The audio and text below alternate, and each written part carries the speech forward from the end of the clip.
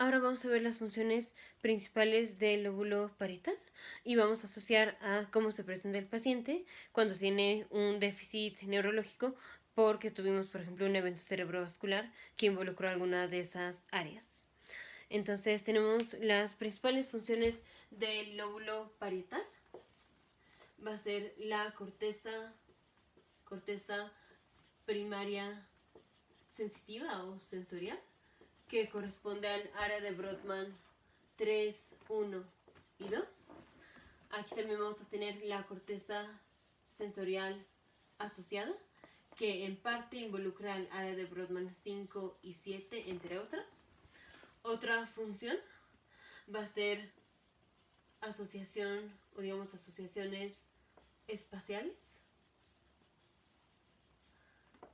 Otra función va a ser parte de la visión y otra función es atención. Entonces ahora vamos más específico con cada una. Ya en videos anteriores vimos las vías sensitivas, que básicamente es la vía de dolor y temperatura, y la vía de tacto fino y percepción y vibración. Si tocamos algo y nos duele, esto es vía de dolor. Si tocamos algo frío o caliente, esto es temperatura. Si cerramos los ojos y queremos saber en qué posición estamos, eso lo podemos saber sin estar viendo qué parte del cuerpo es la que queremos saber. Eso es propiocepción. Si nos ponen un diapasón y vamos a sentir vibración, entonces esa es vía de vibración. Y tacto fino es pues que toquemos algo fino. Entonces todas estas vías son vías sensitivas, ya lo vimos en videos anteriores, pero toda esa información va a llegar al tálamo y del tálamo se va a ir a la corteza primaria sensitiva o corteza primaria sensorial, que es el área de Brodmann 3, 1 y 2. Entonces ponemos, aquí está una vista lateral del sistema nervioso central, aquí está el lóbulo frontal, parietal, occipital, temporal, y ahorita solo nos enfocamos en el lóbulo parietal.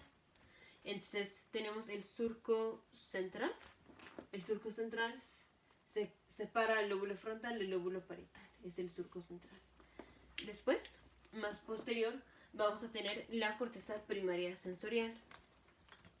Entonces, esta es la corteza primaria sensorial, que corresponde a área de Brodmann 3, 1 y 2. Este es el giro post-rolándico. Giro post-rolándico. Este también se llama surco rolándico, entonces giro post-rolándico está más atrás del surco rolándico, del surco central. Entonces toda la información sensitiva llega aquí.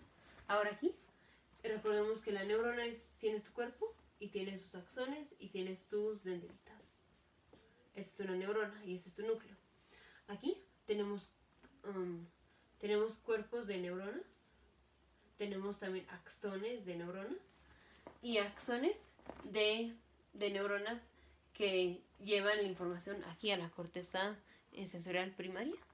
Estos axones se van a proyectar, o sea, van a llegar a la corteza sensorial asociada. Entonces, axones que están aquí, que ya llegaron a la corteza sensorial primaria, van a llegar, o sea, van a hacer sinapsis en la corteza primaria asociada, que en parte es área de Brodmann 5 y 7. O sea, estas áreas de Brodmann también están involucradas en la percepción de la vía sensitiva. Ahora, ¿cómo se presenta un paciente que tiene déficit o un paciente que tiene daño a la corteza sensorial primaria o a la corteza asociada? Ahorita vemos más específico daño a la corteza asociada, pero básicamente el paciente se va a presentar con un déficit sensitivo contralateral a la lesión, como ya lo vimos cuando vimos daño a las vías sensitivas. Entonces el paciente va a tener, por ejemplo, un déficit de no tener sensación de dolor y temperatura, por ejemplo. O no va a tener sensación de tacto fino, propiocepción o vibración, por ejemplo. Entonces, daño a la corteza sensorial primaria es un déficit sensitivo. Y del lado contralateral vamos con la corteza asociada primaria. Aquí tenemos área de Brodmann 5 y 7 y básicamente vamos a tener dos trastornos. Uno va a ser apraxia, que es en donde el paciente, digamos, no puede seguir comandos. No puede seguir comandos. Entonces, por ejemplo, si le decimos que nos explique cuál sería la trayectoria que utilizaría para llegar, por ejemplo, desde su casa hasta su trabajo, el paciente no va a poder explicarlo. O sea, es falta de una actividad aprendida. O sea, aprendemos cómo llegar de la casa al trabajo y cómo poner eso en palabras. Eso es una praxis, o sea, aprendimos a hacerlo. Y eso se aprende, o sea, haciéndolo. No es que alguien nos diga cómo hacerlo, no es que alguien pueda escribir un libro de cómo aprender a llegar de la casa al trabajo y de cómo describir eso. O sea, eso se aprende haciéndolo. Entonces, eso es praxis. Y a praxis que el paciente no va a poder hacer eso. Entonces, aquí vamos a tener una praxis de ese estilo. Cuando al paciente le decimos que nos describa cómo llega desde su casa hasta el trabajo, no va a poder describirlo. Entonces vamos a tener una praxia. Y la otra cosa que podemos tener es asterognosia. Asterognosia.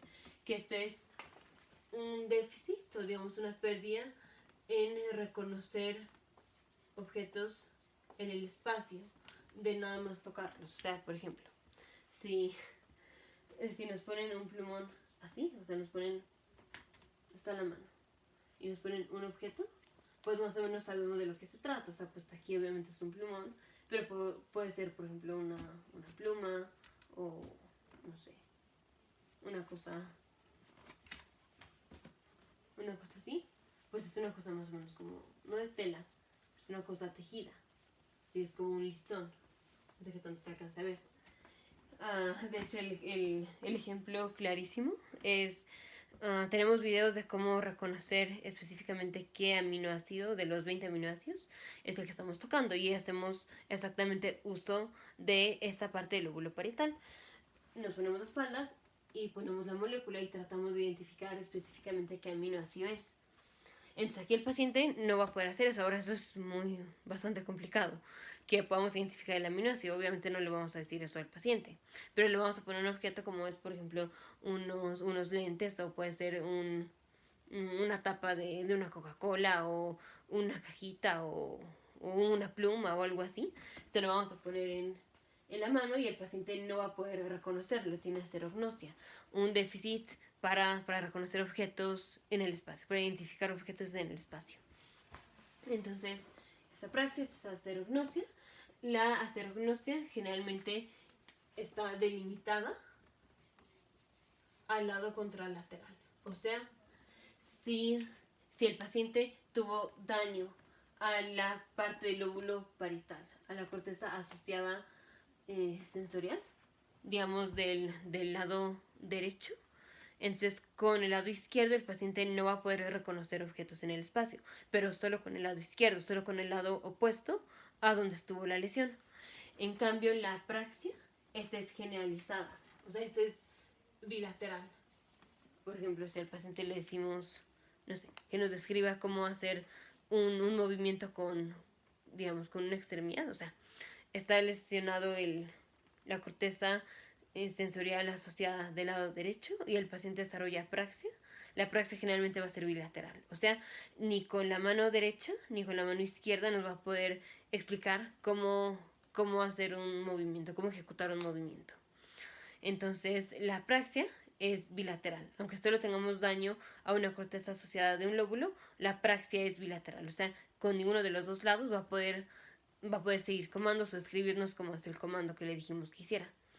Y en cambio la asterognosia es definida o delimitada al lado contralateral a donde estuvo la lesión. Y eso es porque en parte cuando hacemos una praxia, los axones van a llegar de la corteza asociada, llegan bilateralmente. O sea, cuando hacemos una praxia tenemos un involucramiento de los dos hemisferios, no solo de uno. Entonces, cuando tenemos daño a la corteza asociada y desarrollamos apraxia, generalmente es bilateral, porque generalmente cuando hacemos las praxias involucramos los dos hemisferios, aunque en principio solo se haya activado un área asociada primaria. En cambio, en la asterognosia está delimitada solo el lado contralateral. Vamos con asociaciones espaciales. Entonces, asociaciones espaciales, esto es principalmente diferencia entre derecho e izquierdo. Lo vamos a ver más adelante, pero cuando el paciente tiene daño a esta área, si sea del lado del lóbulo dominante, el paciente desarrolla síndrome de Gertzmann. Entonces, el lóbulo dominante es contralateral a la mano dominante. Si la mano dominante es la derecha, el lóbulo dominante es el izquierdo. Entonces, si tenemos daño al lóbulo parietal dominante, el izquierdo, y específicamente se involucra esta área, el paciente desarrolla síndrome de Gertzmann. Y síndrome de Gertzmann es el paciente se presenta con acalculia. O sea, le cuesta trabajo hacer operaciones matemáticas simples como es sumar. Va a tener agrafia. Y va a tener finger agnosia. Finger agnosia es que no reconoce o no puede distinguir un dedo del otro. Entonces, finger agnosia de los dedos, no puede distinguir un dedo del otro, tiene acalculia y tiene agrafia. Este es daño a esta área. Visión, ya cuando vimos la vía de la visión, vimos mucho más específico, pero tenemos específicamente la parte de la retina superior. Cuando recibimos información visual, la parte de la retina superior, esa recibe información y esta información pasa a través del lóbulo parietal.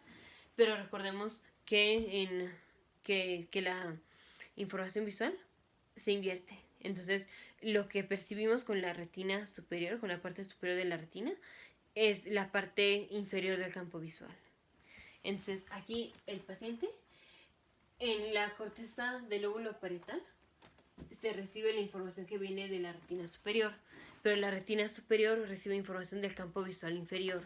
Entonces, si hay daño aquí, si hay daño a esta función, entonces el paciente no va a recibir información. O sea, sí recibe, pero no integra información. No integra información de la retina superior. Y dijimos la retina superior recibe información del campo visual inferior.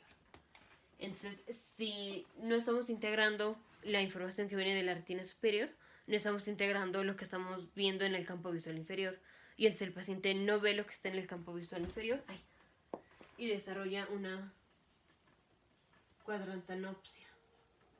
Que ya en videos anteriores vimos porque es cuadrantanopsia, o sea, solo un cuadrante, específicamente el cuadrante inferior en este caso, el paciente no lo va a ver del campo visual. O sea,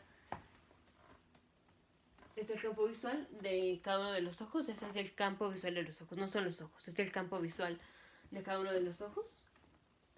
Y el paciente no va a ver el cuadrante inferior contralateral a la lesión.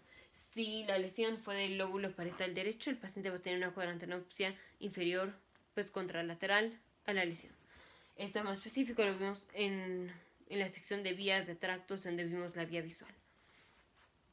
Pero así se va a presentar. El paciente no va a ver la parte inferior, un cuadrante inferior del campo visual. Y lo otro es atención. Atención, por ejemplo, igual, derecho, izquierdo. Cuando el paciente tiene una lesión a la corteza del lóbulo parietal involucrada en la atención, el paciente puede desarrollar, el paciente no puede seguir comandos. Entonces, por ejemplo, el paciente pierde la praxia de peinarse. O sea, el peinarnos pues es una praxia. O sea, ya es algo que aprendimos. Y el paciente, si tiene daño a esta área, no se va a poder peinar. Entonces tiene pérdida de esa praxia. O sea, tiene apraxia. Otra cosa que puede suceder es el síndrome de hemineglect. Hemineglect o de heminegligencia es que el paciente solo le hace caso a todo un lado del campo visual y no al otro. Entonces, esto puede presentar como que el paciente solo se peina de un lado y no del otro, o el paciente solo se pone ropa de un lado y no del otro, o solo se maquilla de un lado y no del otro. O sea, literal es una división o casi una división entre un lado y el otro.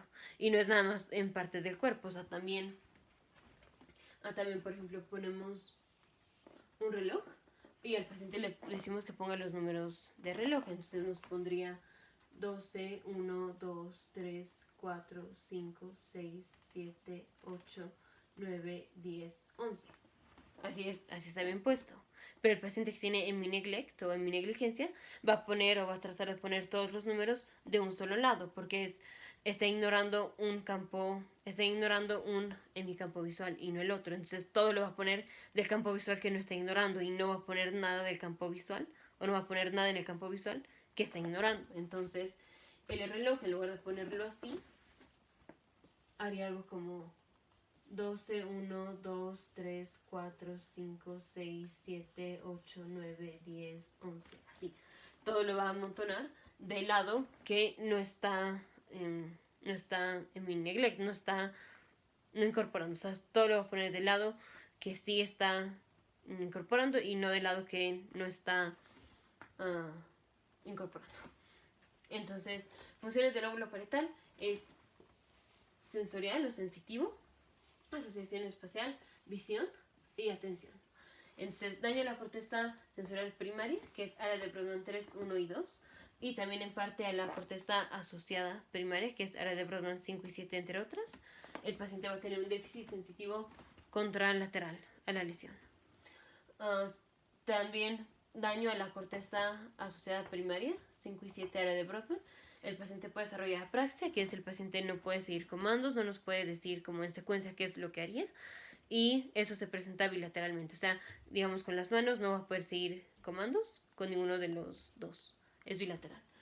La asterognosia generalmente es unilateral y es contralateral a la lesión. Aquí el paciente no puede reconocer objetos. No puede reconocer objetos nada más como de sentirlos o nada más de percepción espacial. Y esto está confinado y limitado nada más a la extremidad contralateral a la lesión. Asociación espacial es izquierdo-derecho. Daño aquí es síndrome de Gerstmann, que es acalculia, agrafia y fingeragnosia. La visión, aquí recibimos información que viene de la retina superior y la retina superior recibe información del campo visual inferior. Entonces el paciente, si tiene daño a esta región, desarrolla una cuadrantanopsia inferior. Y la atención, aquí atención igual lado izquierdo y lado derecho, si tenemos un daño el paciente puede perder praxia, o sea, va a tener apraxia, no va a poder, por ejemplo, peinarse. O otro es el síndrome de Bailey.